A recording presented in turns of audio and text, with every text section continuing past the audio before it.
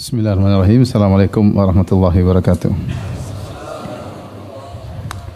Alhamdulillahi ala ihsani wa syukru lahu ala taufiqihi wa amtinani. Asyhadu an la ilaha illallah wahdahu la syarika lahu ta'ziman li sya'nih wa asyhadu anna Muhammadan abduhu wa rasuluhu da'ila ridwani. Allahumma salli alaihi wa ala alihi wa ashabihi wa ikhwani.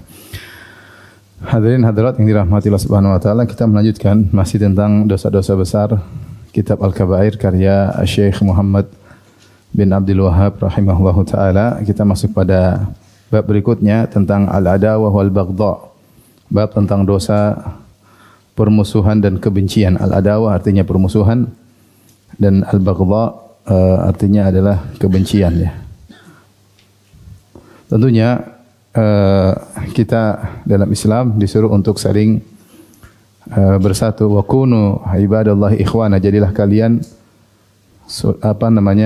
saling bersaudara, kata Nabi sallallahu alaihi wasallam. Allah juga berfirman, innamal mu'minuna ikhwah, sungguhnya kaum mukminin adalah saling bersaudara ya. Fa aslihu baina akhwaikum, kalau ada yang bertengkar maka didamaikan.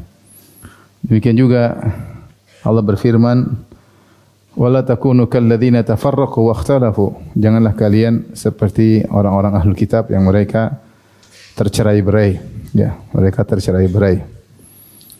Allah Subhanahu wa taala berfirman, wadhkuru ni'matallahi wa'tasimu bihablillahi jami'an wala tafarraqu wadhkuru ni'matallahi 'alaikum idh kuntum a'da'an fa'alafa baina qulubikum fa asbahtum bi ni'matihi ikhwana. Kata Allah Subhanahu wa taala, hendaknya kalian berpegang teguh dengan Al-Qur'an dan janganlah kalian saling bercerai-berai. Dan ingatlah nikmat yang Allah berikan kepada kalian, itu nikmat persatuan. Dahulu kalian saling bermusuhan. Ini maksudnya terkait dengan suku Al-Aus dan suku Al-Khazraj yang mereka bertikai sampai 100 tahun lebih padahal mereka bersaudara. Dengan datangnya Nabi sallallahu alaihi wasallam, mereka pun kembali bersatu sehingga digabungkan keduanya disebut dengan Al-Ansar.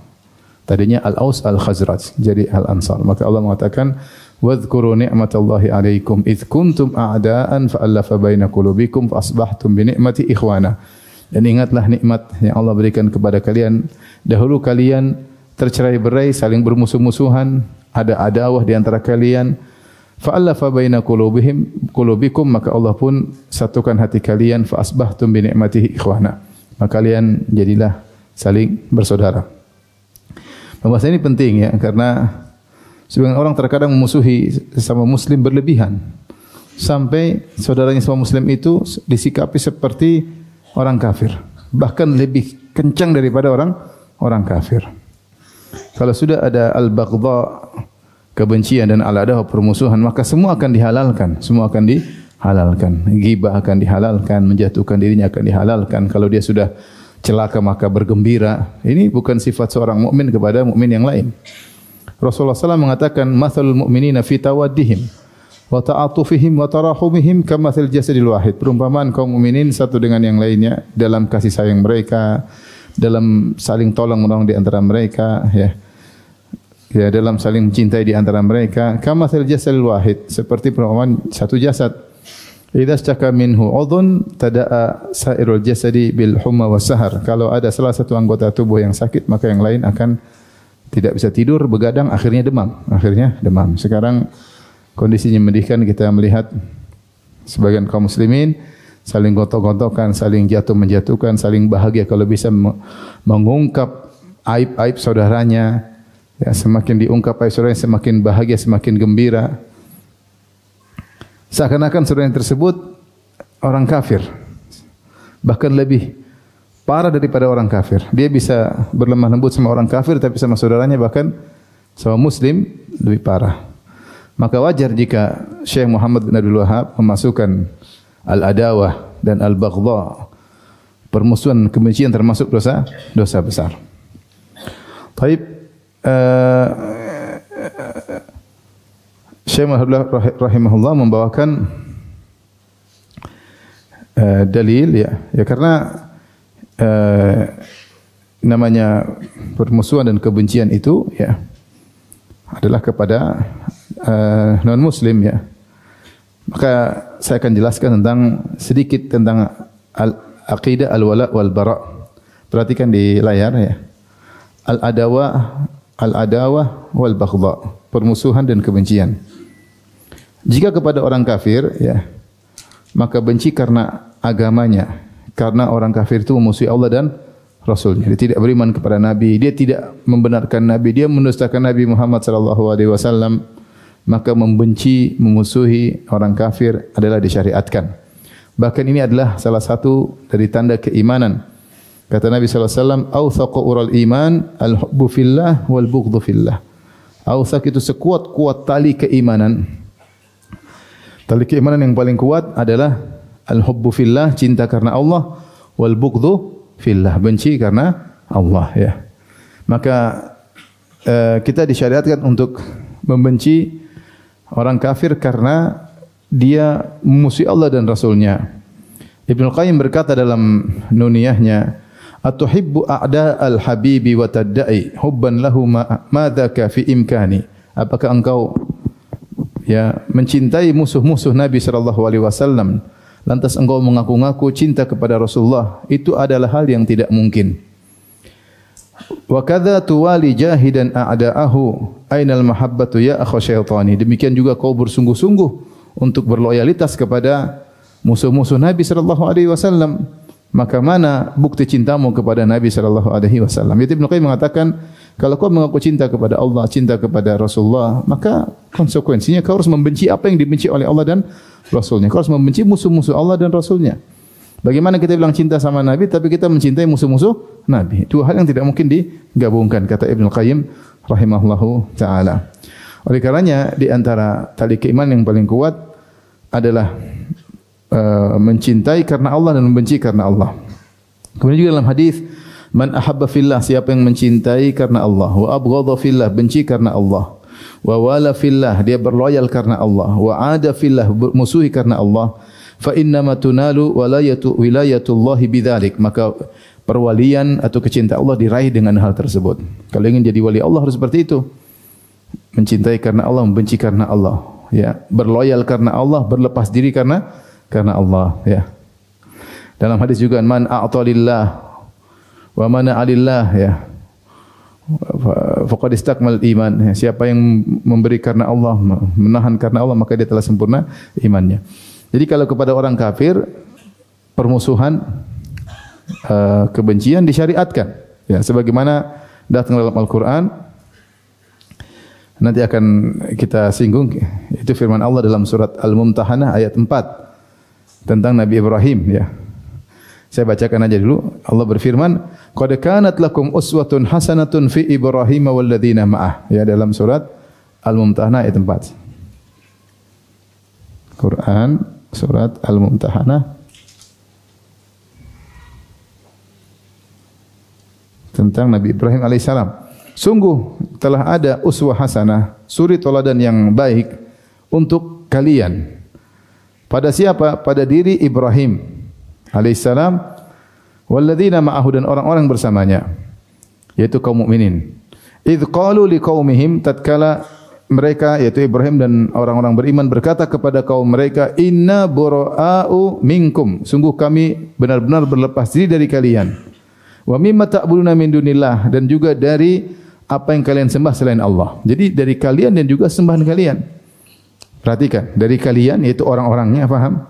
Dan juga sembahan apa? Kalian. Yaitu berhala dan yang semisalnya. Kemudian mereka berkata, wa bada bainana wa bainakumul adawatu wal baghdha, dan telah nampak antara kami dengan kalian kebencian dan permusuhan, hatta tu'minu billahi wahdah, sampai kalian mentauhidkan Allah semata. Jadi Ibrahim mengumumkan, memproklamirkan bahwasanya antara kami dan kalian ada permusuhan dan kebencian karena kalian berbuat syirik, karena kalian menyembah apa? Berhala. Sehingga dari dalil ini disyariatkan untuk, di sini kata Nabi Ibrahim, fabada wa bada bainana wa bainakumul adawatu wal baghdha, maka telah nampak permusuhan dan kebencian antara kami dengan kalian, ya. Antara kami dengan kalian. Taib.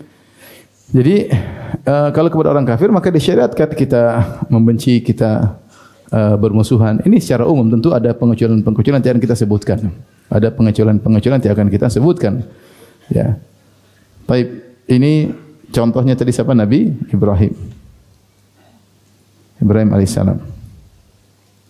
Adapun sama muslim, maka jika benci dan memusuhi layaknya orang kafir, maka ini merupakan dosa besar. Tadi kita sebutkan.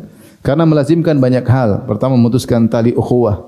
Udah musuh-musuhan. Menghalalkan harga dirinya. Mau dijatuhkan, dihinakan, direndahkan. Serendah-rendahnya. Sekarang kita lihat seperti itu di medsos. Kalau pegang kesalahan musuhnya, dihabisin sehabis-habisnya. Diungkap seungkap-ungkapnya. Keburukannya diungkit sebisa-bisanya. Ya. Senang akan kehancurannya. Ini hancur, lebur, diketertawakan, di happy-happykan, mungkin dirayakan, mengerikan. Ya. Kemudian tadi juga ayat-ayat semua dilanggar. Ya. Ayat-ayat yang menyuruh untuk bersatu dilanggar. Dilanggar. Oleh karenanya, ini dalil bahwasanya membenci kaum muslimin, permusuhan sesama mukmin, maka itu dosa besar. Makanya merupakan dosa besar. Taib, karena harusnya itu disyariatkan kepada non muslim, ini malah dia gunakan untuk apa? Sesama muslim, bahkan lebih daripada itu. Berikutnya kita bahas tentang al-wala wal bara. Tentang ini antara akidah yang utama kaum mukminin, namanya akidah al-wala wal bara. Apa itu al-wala wal bara? Al-wala diambil dari cinta dan loyalitas. Ya, ada lillah wa wala fillah. Siapa yang berloyal karena Allah, bermusuhan karena Allah. Adapun al-bara artinya berlepas diri, yaitu benci dan berlepas diri. Ini adalah akidah yang harus ada dalam Islam. Ya. Kita bertauhid, kita benci kesyirikan, iya enggak? Kita bertauhid, kita benci kesyirikan. Jelas, tidak mungkin digabung. Kita loyal kepada kaum mukminin, maka kita berlepas diri kaum kafirin. Jelas. Enggak mungkin mau dua-duanya. Mau cinta sama tauhid tapi cinta juga sama syirik, enggak jalan. Enggak jalan. Seperti sekarang sebagian ada dai yang mengatakan, saya tidak membenci orang Yahudi. Saya cinta Yahudi tapi saya benci perbuatannya. Lah, ini itu perbuatan yang bikin siapa? Paham? Mau benci perbuatannya orangnya tidak, ya enggak bisa. Itu perkataan yang tidak masuk akal. Saya tidak benci Yahudi sesama saudara. Ada di YouTube dia bilang gitu. Ya, Yahudi saudaraku. Saya benci perbuatannya. Nah, ketika perbuatan itu pada orangnya, maka kita benci kepada orangnya ya. Gimana cuma perbuatannya orangnya kita peluk-peluk? Ya enggak mungkin lah. Makanya tadi Allah berfirman tentang Nabi Ibrahim, "Idz qalu liqaumim inna bura'u minkum," kami berlepas diri, yaitu benci dan bermusuhan kepada kalian. Bukan cuma perbuatan, ya enggak? Ya. Inni bura'u minkum wa mimma ta'buduna min dunillah, kami berlepas diri dari kalian dan juga dari sesembahan kalian. Wa bada bainana wa bainakum al-adawatu wal baghdha, telah nampak permusuhan antara kami dan kalian orangnya. Bukan cuma perbuatannya. Jadi sekarang kan dia mengatakan, saya cinta kepada orang Yahudi yang membunuhi anak-anak Palestina. Saya cinta. Yang saya tidak suka perbuatannya membunuh, tapi orangnya saya cinta. Ini enggak logis. Ini ngawur seperti ini.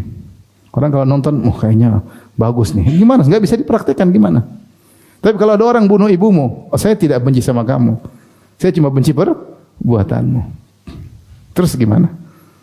Kau tidak benci sama saya? Saya jotos kamu, saya tidak benci sama kamu. Saya cuma benci perbuatan. Enggak bisa lah. Itu perbuatan datang dengan orangnya. Itu perbuatan tegak pada orangnya. Yang menyandang perbuatan tersebut adalah sosok yang menyebabkan dia juga dibenci. Ini suatu hal yang tidak logis. Jadi al-wala wal bara maknanya adalah cinta dan al-wala, cinta dan loyalitas, al-bara benci dan berlepas diri. Tapi kita bicara pertama tentang loyal, cinta, yang kedua tentang benci atau al-bara. Cinta dan loyal ada dua model. Yang pertama totalitas, cinta totalitas, yang kedua cinta parsial atau al-wala al-juz'i. Tapi secara totalitas ada orang-orang yang harus kita cintai secara totalitas, kita loyal secara totalitas, adalah para nabi dan para solehin. Itu para ulama ya. Para ulama, para salihin, para wali-wali Allah yang kita anggap mereka wali-wali Allah, kita husnudzan mereka wali-wali Allah ya. Maka kita loyal kepada mereka 100% karena mereka orang soleh. Karena seorang itu diloyalkan berdasarkan ketakwaannya dan dibarok berdasarkan keburukannya. Faham? Maka para nabi, para ulama, para salihin kita loyal kepada mereka 100% karena mereka orang-orang yang bertakwa.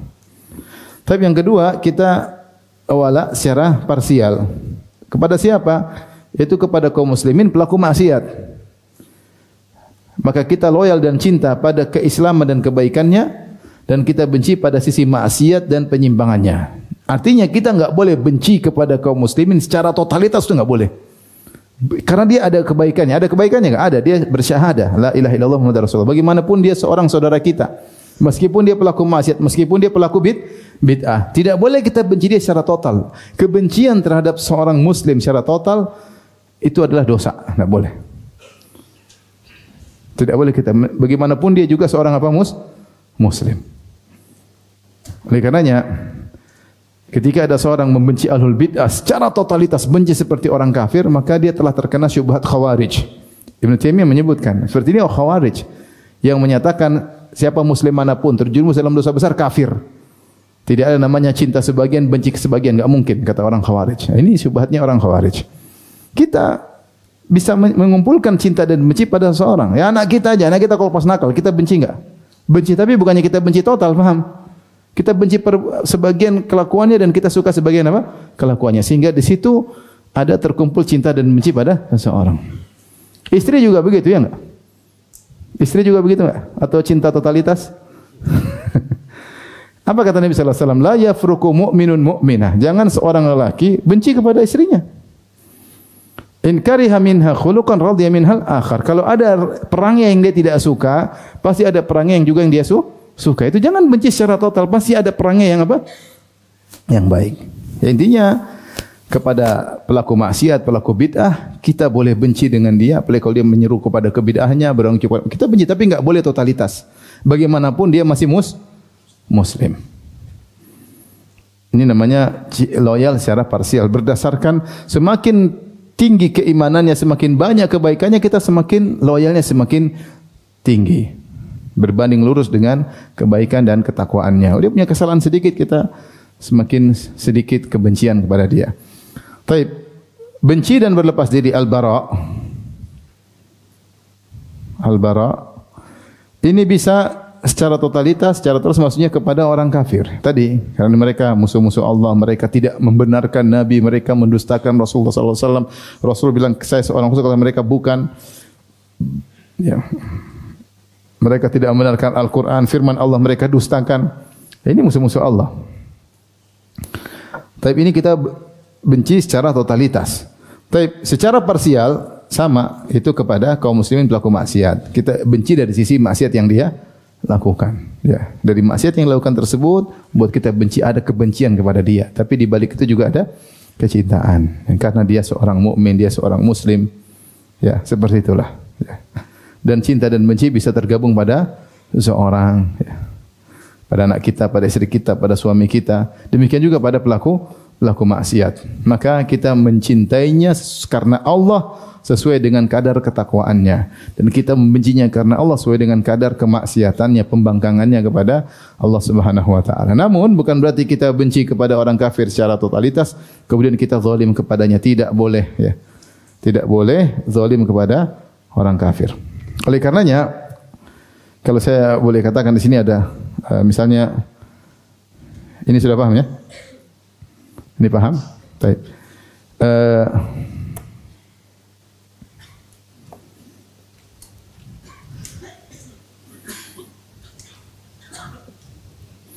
Misalnya, jadi kita bilang orang kafir ada dua model. Yang pertama, yang kedua, halal darah dan hartanya. Yang ini yang kedua, haram darah dan hartanya. Adapun yang orang kafir yang halal darah dan hartanya, ini kafir harbi. Itu kafir yang memerangi, kafir yang memerangi kaum muslimin, memerangi, membunuh kaum muslimin. Maka ini jelas ya, bahwasanya dia halal darah dan hartanya. Kalau dia kita tidak bunuh, dia bunuh kita. Dia sudah membunuh kaum muslimin. Ini kafir harbi. Kalau dalam peperangan kan bunuh-bunuhan biasa dan tidak ada yang marah. Namanya perang pasti bunuh-bunuhan. Kita bicara sejarah Jepang perang lawan ini bunuh-bunuhan. Kita perang lawan penjajah bunuh-bunuhan atau tidak? Bunuh-bunuhan. Kenapa benci-benci? Enggak, namanya perang. Dia merangi kita, gimana kita mau pasrah dibunuh? Ya. Tidak ada orang berakal mengatakan demikian. Paham? Tidak ada orang berakal mengatakan demikian.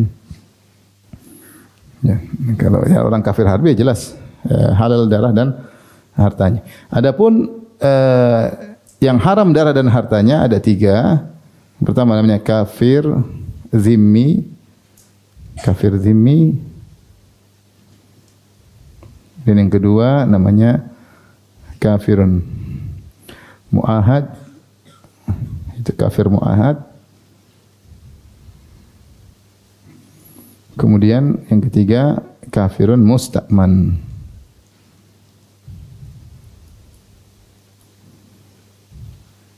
Kafir zimmi adalah kafir yang tinggal di bawah wilayah kaum muslimin, yang hidup di wilayah kaum muslimin, pemerintah muslim. Maka dia bayar jizyah. Bayar jizyah. Tentunya ukurannya juga berbeda-beda sesuai dengan kemampuannya. Ada yang tidak bayar dalam kondisi tertentu, diatur oleh Islam. Sebagaimana orang kaya juga bayar sama. Orang kaya Islam bayar zakat enggak?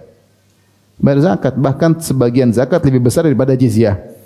Maksudnya yang bilang orang kafir kenapa bayar jizyah? Enggak zalim, enggak. Dia hidup di bawah pemerintahan kaum muslimin, pemerintah kaum muslimin melindungi hartanya, membolehkan dia beribadah sesuai dengan ibadahnya, dengan keyakinannya. Adapun bayar sebagai bukti ketundukan. Jangankan orang kafir, orang Islamnya juga suruh apa, bayar, sama. Kafir mu'ahad yaitu yang antara negara kita dengan negaranya ada perjanjian damai. Ada gencatan senjata, perjanjian damai. Yang ketiga kafir musta'fan, ini kafir harbi yang minta pengamanan untuk masuk dan dikasih pengamanan untuk masuk ke negeri Islam. Ini juga enggak boleh dibunuh. Seperti delegasi. Kita perang sama dia tapi dia punya delegasi. Ya, kita enggak boleh khianat bunuh dia, enggak boleh. Maka kafir ini kalau ini jelas. Ini kita bunuh, kita sikat juga enggak ada masalah ya, karena namanya perang. Adapun ketiga model yang ini ya. Kalau kita sekarang di zaman sekarang kebanyakan kafir apa? Mu'ahad. Ini yang paling banyak. Kenapa? Antara negara kita dengan negara perjanjian damai enggak? Ada. Enggak boleh kita asal bunuh, enggak boleh ya.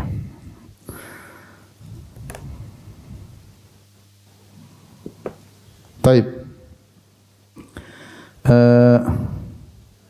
Ini orang model kafir ini kita benci dia.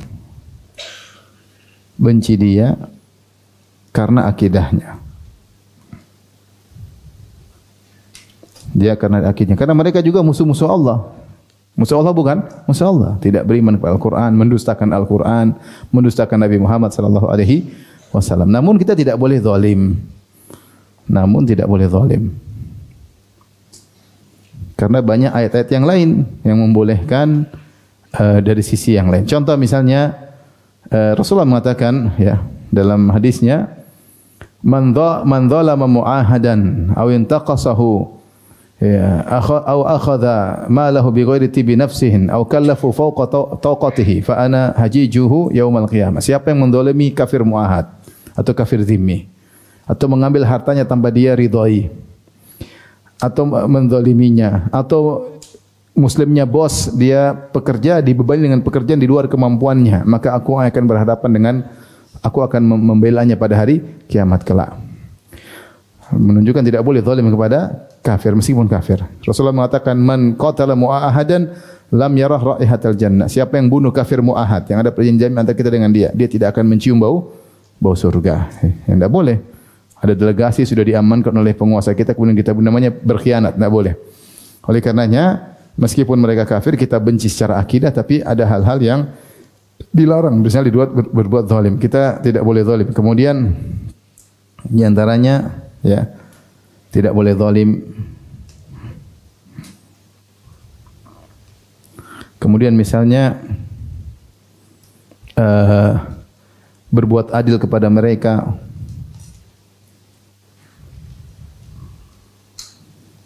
Berbuat adil kepada mereka. Kisah yang masyhur tentang Ali bin Abi Thalib dengan seorang Yahudi, ya, seorang Yahudi. Ya. Intinya ada Ali bin Abi Thalib menemukan pelananya kalau tidak salah di seorang Yahudi. Ya.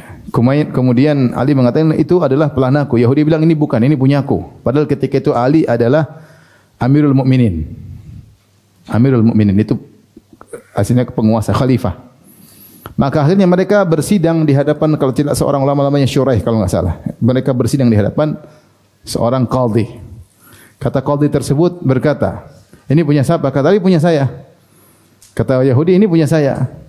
Kemudian kata sang hakim, "Wahai Amirul Mukminin, wahai bos," maksudnya khalifah, wahai presiden gampangannya. "Apa bukti Anda?" Karena itu pelana ada di tangan Yahudi. Ya, al-bayyinatu ala al-mudda'i, yang menuduh mengaku-ngaku harus punya bukti. Al-yamin ala man angkar, yang mengingkari tinggal bersumpah itu bukan punya dia, punya saya. Oleh karenanya diterapkanlah hukum Islam kepada Ali bin Abi Thalib padahal dia adalah khalifah. "Wahai Ali, mana buktimu itu adalah milikmu?" Saya lupa pelana atau yang lain, pokoknya suatu barang lah. Kata Ali, dia tersenyum, "Saya tidak punya bukti." Saya tidak punya bukti. Ya sudah, hakim memutuskan itu punya Yahudi tadi. Subhanallah, melihat kondisi ini akhirnya sang Yahudi masuk Islam. Bagaimana Amirul Mukminin disidang antara dia dengan Amirul Mukminin dengan Yahudi tersebut di depan meja persidangan. Dan bagaimana Amirul Mukminin tunduk kepada hukum apa? Islam. Akhirnya masuk Islam. Ya. Jadi enggak boleh kita berbuat zalim. Dan Allah mengatakan dalam Al-Quran, "La yanhakumullahu 'anil ladzina lam yuqatilukum fid din wa lam yukhrijukum min diyarikum an tabarruhum wa tuqsitu ilaihim." Ya.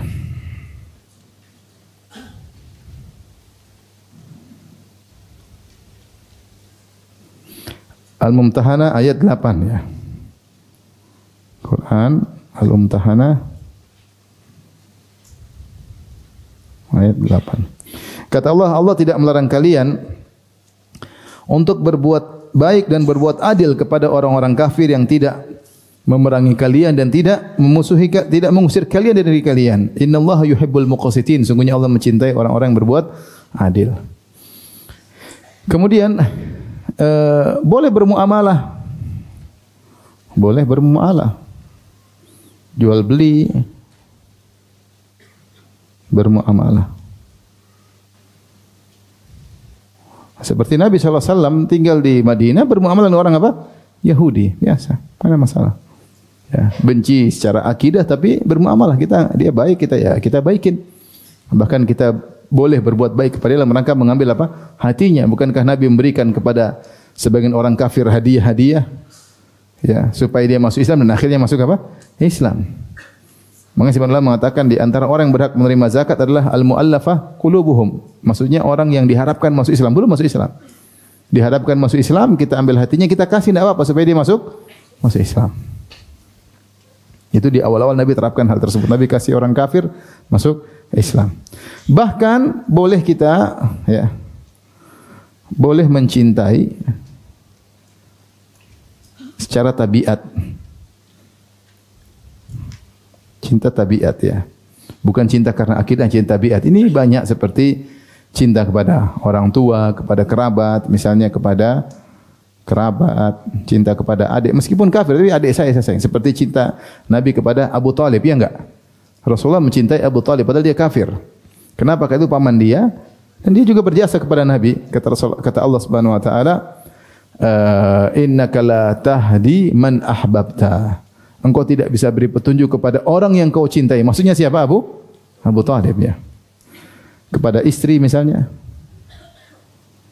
Kan boleh menikah dengan wanita kitabiah, Yahudi atau Nasraniyah. Yahudi atau Nasrani boleh. Nah, kalau kita apa namanya? Nikah sama dia, cinta enggak? Cinta secara fisik, bukan cinta secara apa? Akidah. Ya, kita ada syahwat, suka dengan dia karena cantik, tapi secara kita benci. Mungkin atau tidak? Mungkin. Mungkin. Mungkin ya. Melihat dia kita nafsu, tapi secara kita benci ya. Jadi secara tabiat mungkin ini bukan cinta karena akidah. Artinya maksud saya, benar ada akidah walau al-bara, namun bukan berarti kita zalim sama mereka kemudian menampakkan kebencian di muka mereka, enggak. Karena ada aturannya. Tapi kita benci dia karena dia musuh apa? Musuh Allah. Nah, tidak boleh kita bersikap kepada kaum muslimin benci kepada kaum muslimin seperti benci kepada orang kafir yang berperang. Ini yang terjadi sekarang di tengah kaum muslimin, sebagian kaum muslimin musuh-musuhan, habis-ngabisin, mencaling menjatuhkan, mengungkit-ungkit kesalahan dan seterusnya. Gibah sebebas-bebasnya. Tajasus sebebas-bebasnya. Sampai akhirnya nanti bisa jadi pertumbuhan darah lama-lama.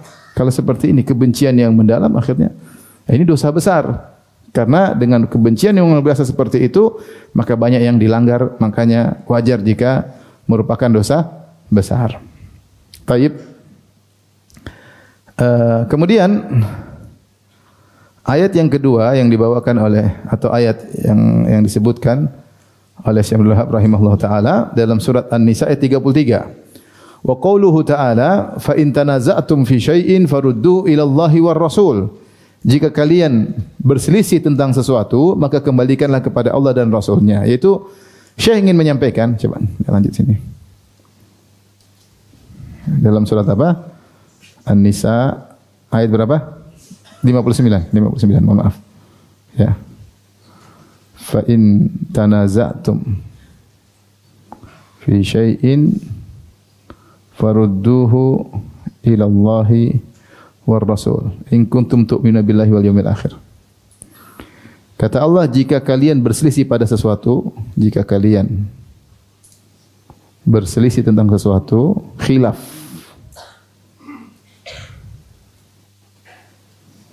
maka faruddu ila Allahi war Rasul, kembalikanlah kepada Allah dan Rasul-Nya. Kembalikanlah keputusannya kepada Allah dan Rasul-Nya. Dzalika khairun ahsanu ta'wila. Itu lebih baik dan lebih bagus kesudahannya. Taib. Ini ayat faedahnya banyak ya. Faedah. Di antaranya yang pertama, jika sebab hilangnya kebencian, perselisihan. Dan perselisihan adalah awal dari kebencian, itu tidak? Perselisihan yang merupakan awal dari permusuhan. Kalau perselisihan semakin meruncing, maka menjadi apa? Kebencian dan permusuhan. Maka sebab hilangnya perselisihan yang merupakan awal dari permusuhan adalah dengan kembali kepada dalil. Kembali kepada dalil. Allah dengan Al-Quran, Rasul dengan apa? Hadis-hadis Nabi SAW. Kalau Rasulullah masih hidup ke Rasulullah, ada masalah ke Rasulullah masih hidup. Tapi kalau Rasulullah sudah meninggal, kembali kepada dalil. Mana yang lebih kuat dalilnya kita ikuti. Yang kedua, isyarat bahwasanya, ini disebut oleh Syekh Abdul Razak hafizahullah taala, isyarat bahwa sebab permusuhan adalah meninggalkan Al-Quran dan Sunnah.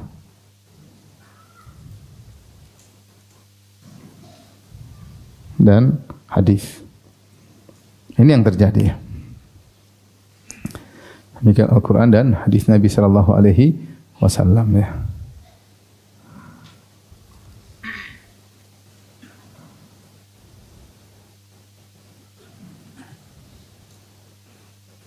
An-Nawawi rahimahullah berkata dalam syarah Sahih Muslim, qala ba'dul ulama wa fi nahyi 'anil tabaghud isyaratun ila nahyi 'anil ahwa al-mudillah al-mujibah lit-tabaghud.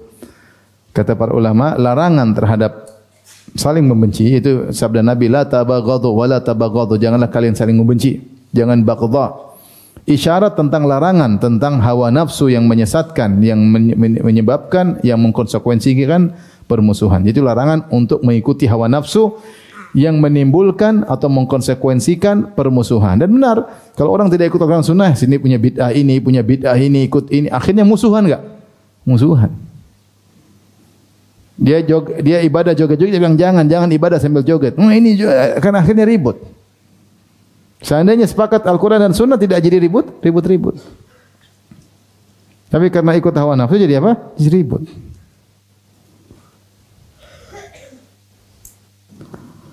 Repot. Satu malah minta kepada wali-wali ya. Ada tulisan tadi bagus. Dia bilang, Nasrani berkata, Ya Isa bin Maryam ketika berdoa, Ya Yesus, Ya Yesu kalau bahasa Arab. Ya. Kalau Nasrani berdoa apa? Ya Isa. Isa Tuhan atau Nabi? Nabi. Kita yakin Nabi, bukan Tuhan. Rafidah kalau berdoa, Ya Husain. Ya Husain, Ya Fatimah, Ya Husain, Madad al-Madad. Pertolonganmu. Orang sufi kuburin, Ya Abdul Qadir Jailani. Ya Abdul Qadir Jailani. Salafi, Ya Allah. Jadi ya begini kan bikin ribut. Kita lagi dalam kondisi darurat seperti pesawat bergoyang. Ya Ali, Ya Ali, Ya Husain. Ya Allah, jangan Ya Ali, turun nanti pesawatnya. Ini repot gitu. Ya, kalau menyelisih Al-Quran Sunnah bikin potensi ribut. Ya, karena dia melakukan kesyirikan, kita tidak mungkin diam aja, kita harus tegur. Ya. Oleh karenanya ayat ini mengisyaratkan bahwasanya ya, kalau ingin tidak bercerai-berai, bermusuhan, bertikai, maka segala perkara kembalikan kepada Al-Quran dan Sunnah. Ya, Sunnah. Baik. Kemudian beliau bawakan ayat tadi sudah kita sebutkan, yaitu dalam surat Al-Mumtahanah. Qad kanat lakum uswatun hasanatun fi Ibrahim. Sudah kita jelaskan tadi. Tapi kita lanjutkan bab berikutnya, bab al-fuhsh. Bab tentang perbuatan keji. Di sini beliau rahimahullah membawakan ayat dua. Ayat pertama surat An-Nur ayat 19. Innal ladzina yuhibbuna an tashi'al fahishatu fil ladzina amanu lahum adzabun alim. Ya, jadi saya ingatkan kembali ikhwan, kalau kita ada permusuhan sama saudara kita muslim, dia muslim, mungkin dia melakukan bid'ah, tidak boleh kita benci 100%, enggak boleh. Dia tetap seorang apa? Muslim. Lihat orang wanita berzina, kemudian kita jengkel, tapi dia tetap wanita muslim. Tetap ada, dia tetap seorang muslim. Enggak boleh kita benci 100%, enggak boleh. Itu orang kafir boleh begitu. Kalau orang muslim tidak boleh. Tetap dia muslim, tetap dia saudaraku meskipun pelaku maksiat. Meskipun kita boikot, tetap dia seorang muslim. Kita boikot karena kemaslahatan. Bukan karena benci totalitas. Yang totalitas enggak boleh seorang muslim dibenci secara totalitas. Maksudnya jangan sampai seorang bablas. Jangan sampai seorang bablas. Karena masalah cinta dan benci harus ikut aturan, tidak boleh ikut hawa nafsu. Tidak boleh ikut hawa nafsu. Karena saudara kita melakukan bid'ah, kita benci dia 100%, itu ikut hawa nafsu berarti. Akhirnya dia seorang muslim meskipun dia punya kesalahan. Babul fuhsh, bab tentang dosa berikutnya. Al-fuhsh itu kekejian. Maksudnya di sini suka tersebarnya kekejian. Suka tersebar kekejian maksudnya di sini. Bab tentang suka jika kekejian tersebar di kaum muslimin. Apa itu al-fuhsh? Al-fuhsh adalah perbuatan yang buruk ya, di puncak keburukan. Karena kalau disebut al-fahish itu suatu yang mencolok. Misalnya mengatakan seorang ini misalnya tingginya tinggi yang fahish, yaitu tingginya mencolok banget, namanya mencolok. Jadi maksudnya parah ya, seperti ghalatun fahish, kesalahan yang parah. Jadi parah maksudnya.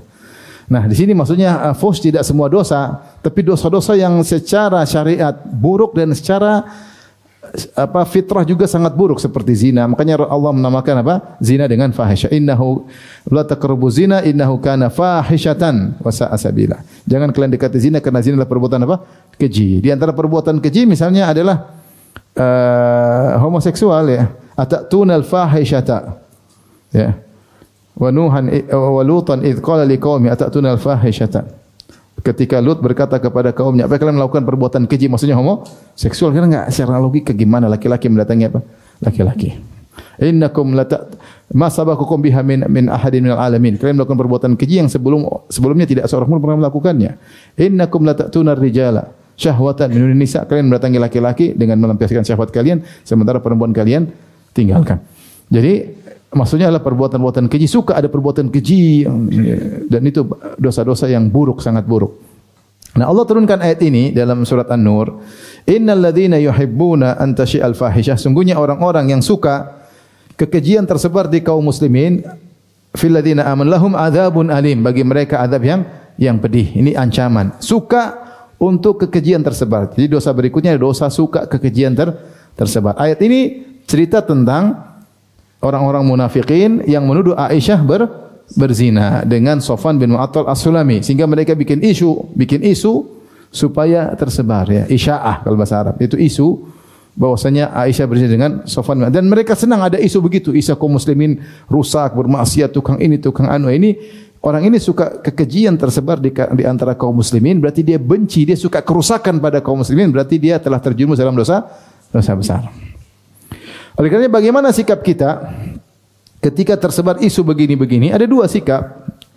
Yang pertama, kita cek dulu kebenarannya. Belum tentu benar, ya. Karena Allah mengatakan in ja'akum fasiqun binaba'in fatabayyanu an tusibu qauman bijahalatin fatusbihu ala ma fa'altum nadimin. Kata Allah, ya orang beriman, wahai orang beriman, jika datang seorang fasik memberikan kabar, maka cross checklah terlebih dahulu. Karena jangan kalian melakukan konsekuensinya. Khawatir antusibu qauman bijahal, kalian akan menimpakan keburukan pada suatu kaum karena kebodohan kalian, karena ketidaktahuan kalian. Fatusbihu ala ma fa'altum nadimin, kemudian kalian menyesal di kemudian hari. Ayat ini turun tentang ketika Rasulullah menyuruh salah seorang sahabat untuk mengambil zakat dari suatu kaum. Kemudian datang ke sana, mereka bawa pedang ingin menyambut sahabat tadi. Jadi kaum tersebut bawa pedang, kalau tidak salah. Intinya mereka sambut sahabat tadi, ya. Maka sahabat tadi ketakutan, dipikir mau dilawan. Akhirnya dia balik lapor, mereka tidak mau bayar zakat. Akhirnya Rasulullah kirim Khalid bin Walid untuk ngabisi mereka. Ternyata kami mau nyambut, bukan mau apa? Nyambut dia kan orang Arab dulu pakai apa? Pakai pedang. Akhirnya kata Allah, hati-hati, seandainya kalian melaksanakan konsekuensi tersebut, kalian bisa bunuh orang. Nah, sekarang kita terkadang dengar berita si fulan gini, kita lakukan konsekuensinya. Berarti dia begini dong. Berarti ternyata belum tuh apa? Benar. Oleh karenanya setiap ada isya'ah, setiap ada kabar, maka kita harus cek terlebih dahulu. Jangan langsung kita benarkan. Ini yang pertama. Yang kedua, kalau ternyata benar, tugas kita adalah menutup aurat kaum muslimin. Man satara musliman, satarahullahu yaumal qiyamah.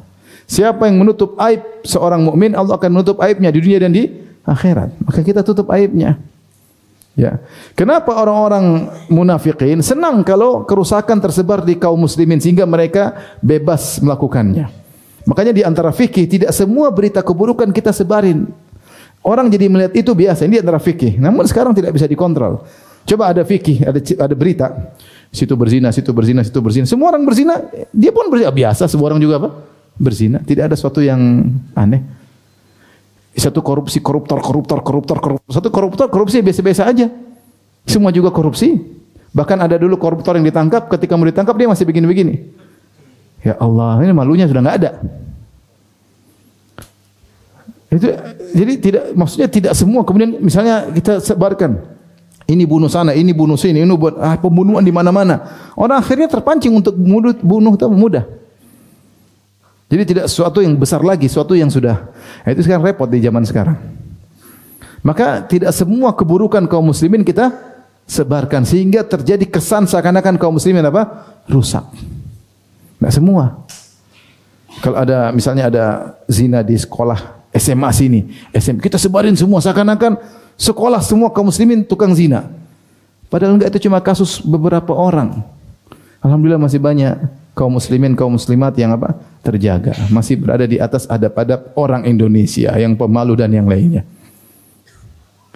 Maka orang-orang munafik suka kerusakan tersebar di kaum muslimin agar melegalkan mereka untuk melakukan kerusakan yang mereka sukai. Semua orang juga melakukan kok. Itu juga makanya tidak tidak sembarang kita kemudian menyebarkan apa? Berita-berita yang buruk. Citra kaum muslimin harus dijaga. Taib. Kemudian Syekh Abdul Wahab membawakan firman Allah, "Idza nasahu lillahi wa rasulih ma 'alal muhsinina min sabil." Ya. Maksudnya jika mereka menasahu lillah, maksudnya mereka berbuat yang terbaik untuk Allah dan Rasulnya, maka tidak ada celaan bagi orang yang telah berniat melakukan ihsan, itu melakukan kebaikan.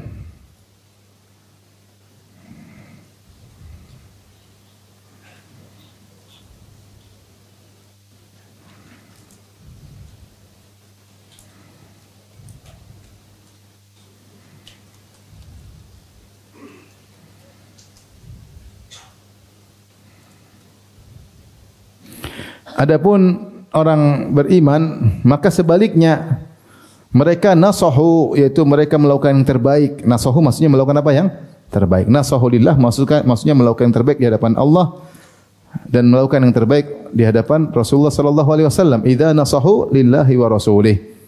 Maka sebaliknya mereka ingin melakukan yang terbaik bagi kaum mukminin. Mereka tidak suka kekejian tersebar di antara kaum mukminin. Mereka tidak suka citra kaum muslimin apa menjadi rusak. Mereka berusaha menjaga citra kaum muslimin, ya. Makanya ketika ada orang Khawarij yang kemudian mencela Nabi dengan berkata, "I'dil ya Muhammad, adillah engkau wahai Muhammad." Kata Nabi, ya, "Illam a'dil faman ya'dil." Kalau saya tidak adil, wa ana aminu man fis sama, dan aku kepercayaan Allah Subhanahu wa taala. Aku ini kepercayaan Allah Subhanahu wa taala. Kemudian saya tidak adil, faman ya'dil. Kalau gitu siapa yang adil? Karena ketika Nabi bagi ghanimah dia berkata, "Hadhihi qismatun ma udila fiha." Ini pembagian tidak ada adil. "Hadhihi qismatun la yuradu biha wajhullah." Ini pembagian yang tidak ikhlas, kata orang ini. Datang seorang sahabat, "Ya Rasulullah, da'ni adrib unuqa hadzal rajul." Biar saya penggal kepalanya. Ini kurang ajar, bilang Nabi tidak adil. Kata Nabi, "Jangan. La'allahu yusalli." Mungkin dia salat. Kemudian juga Nabi berkata, "La yaqulun nas anna Muhammadan qatala ashabahu." Jangan sampai orang-orang bilang Muhammad bunuh sahabatnya sendiri. Jadi Rasulullah memperhatikan citra kaum muslimin. Terkadang ya akhi, kita lihat ada kesalahan mau kita bantah, kita bilang enggak, nanti buruk citra kaum muslimin. Kita berusaha memperbaiki dengan cara yang lain.